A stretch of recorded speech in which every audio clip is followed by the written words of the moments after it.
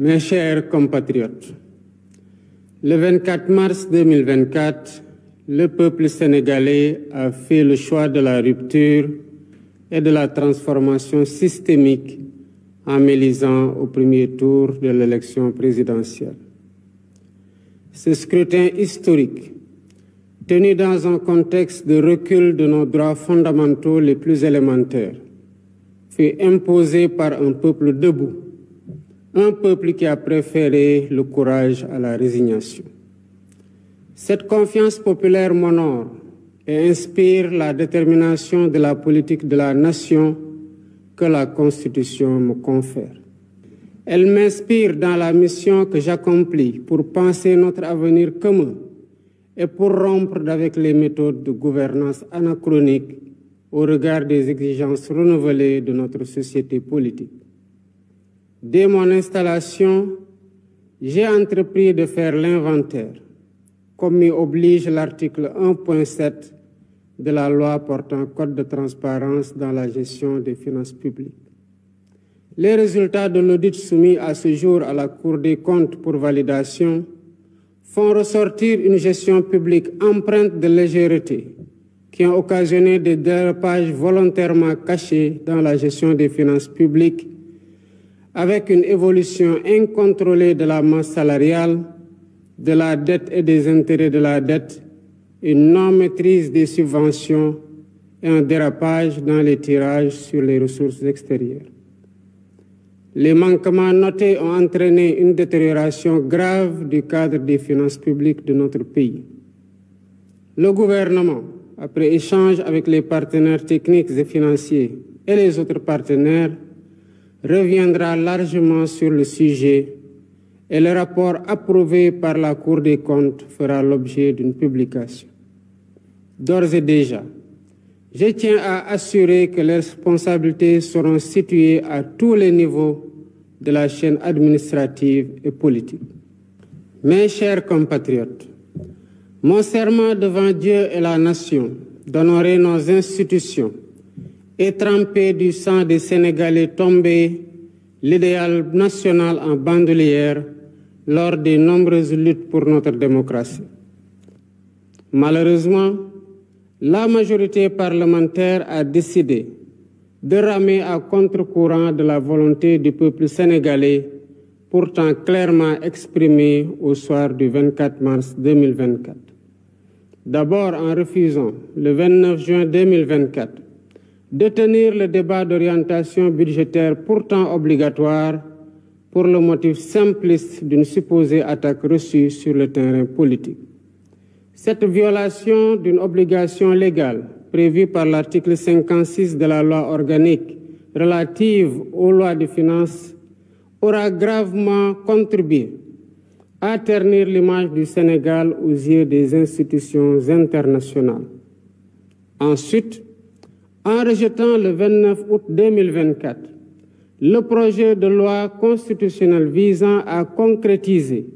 la promesse que j'ai faite au peuple de supprimer le Haut Conseil des collectivités territoriales et le Conseil économique, social et environnemental, alors que la situation des finances publiques impose urgemment de rationaliser les dépenses publiques.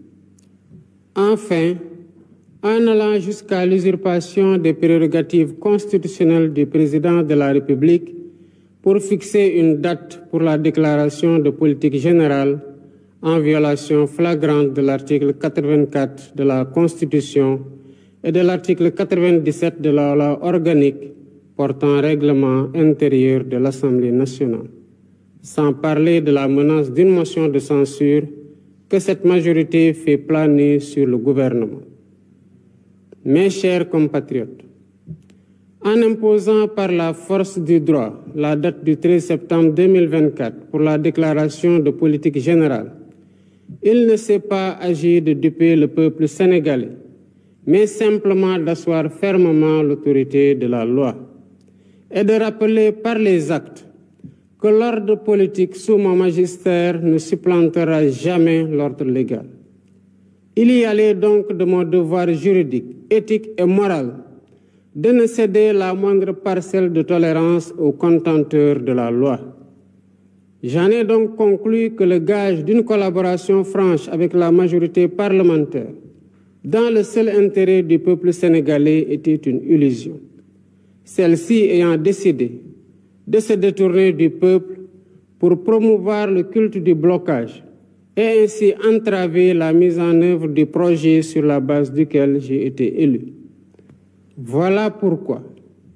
en vertu des pouvoirs qui me sont conférés par l'article 87 de la Constitution, et après avoir consulté le Conseil constitutionnel sur la bonne date, le Premier ministre et le Président de l'Assemblée nationale sur l'opportunité, je dissous l'Assemblée nationale. La date des élections législatives est ainsi fixée au dimanche 17 novembre 2024. Je dissous l'Assemblée nationale pour demander au peuple souverain les moyens institutionnels qui me permettront de donner corps à la transformation systémique que je leur ai promise. Aujourd'hui, plus que jamais, l'heure est venue d'ouvrir une nouvelle temporalité à notre quinquennat. L'article 3 de notre Constitution rappelle que la souveraineté nationale appartient au peuple. Ce faisant, le peuple est invité à reprendre ses titres d'habilitation et à décider souverainement si l'Assemblée nationale doit refléter les aspirations profondes de changement qui se sont exprimées au soir du 24 mars 2024 ou si elle doit demeurer encore le dernier avatar bloquant d'un régime déchu. En tout état de cause, le gouvernement garantit la bonne organisation des élections et l'expression libre et démocratique du choix du peuple et que le meilleur gagne. Vive la République, vive le Sénégal. Mbokki Sénégal, ci ñaar fukki fan ak ñeent ci weeru mars gi ñu weesu, askanu Sénégal dafa def tànneefu joyanti, tànneefu jubal ak jubanti ci yorinu réew mi. Loolu waral ñu fal ma président de la République ci premier tour élection bi ñu amaloon. Boobu élection am ci jamono joo xam ne ak yelleefu doomu aadama ci Sénégal tumurankoon na lool, waaye askan wi am taxawaay goo xam ne daanaka dafa foqati élection boobu ñu organisé ba wax loo xamante ne mooy sañ-sañam ak bëgg-bëggam ci niñ koy jiite. kóolute googu ba tey moo waral lépp lu may def di ko jël ci ay décision de gouvernance damay fàttaliku jaar-jaar gu metti googu askan gi jaar bu ñu am alternance boo xam ne ñëpp ñooñu ci naw. mu tax nag bi ma toogee li ma njëkk a def mooy saytu ba xam liñ ma dénk ci fan laa ko jële te loolu la ma yoon sant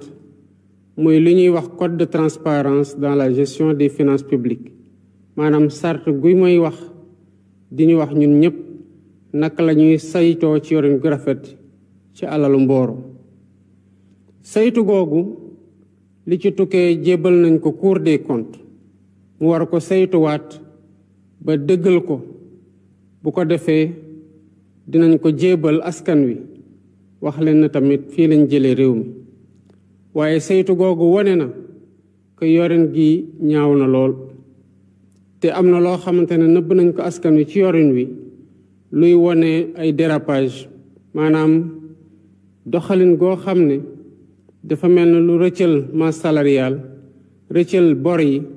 rëccal lépp lu ñuy fay lu laale ci bor yi ak ni nga xamante ne noonu la ñuy jëlee alal ci bitim réew. lii nga xamante ne nag gis nañ ko ci ñaawteef ci doxalin wi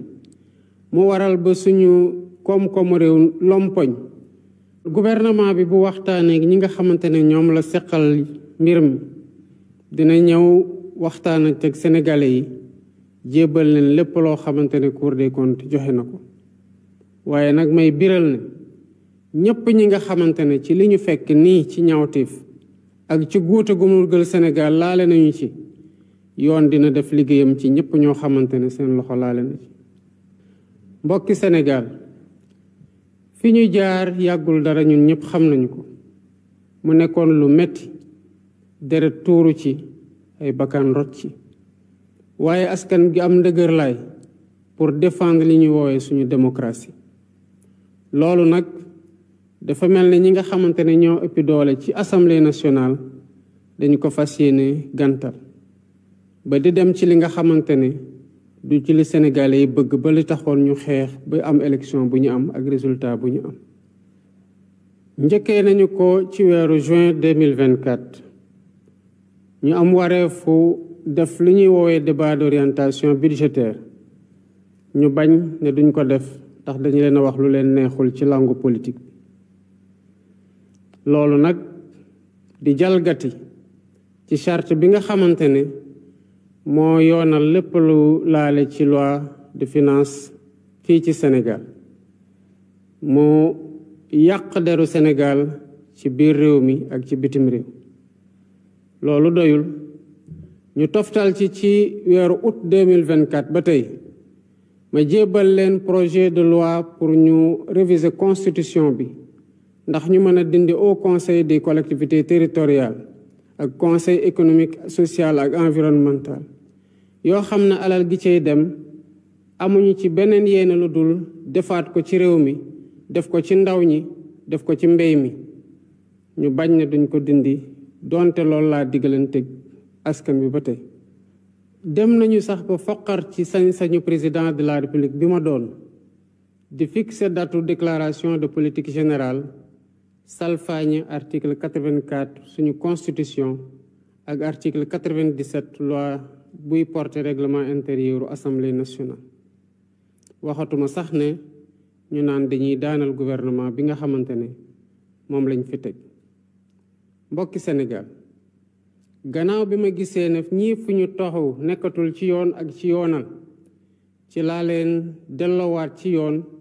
dal di wax ni kon bu déclaration de politique générale naree am ci bés bii lay doon mosul doon nag naxante sama diggante ak askanu Sénégal waaye doon fàttali ñi nga xamante ne seen taxawaay day salfaañe yoon ne tant que maa ngi ci bopp réew mi doxalinu politique du tegu mukk ci kaw doxalinu yoon kon wareef la woon ci man ci li ma déglanteeg yéen ma bañ a bàyyi ñi nga xamante ne salfaañe yoon rek moo leen tax a jóg ñu mel ni ñu am dëgg ci biir réew mi ma gisee na nag que ñii li ma ci namoon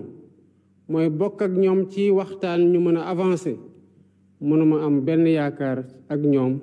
ndax lii intérêt Sénégal soxalu leen majorité parlementaire bii fi nekk dara taxatu ko jóg fu mu nekk nii lu dul xaxarante ak gàntal lépp loo xamante ne bëgg nañ ko doxal ci li ñu diglante suñu digganteeg Sénégal loolu moo tax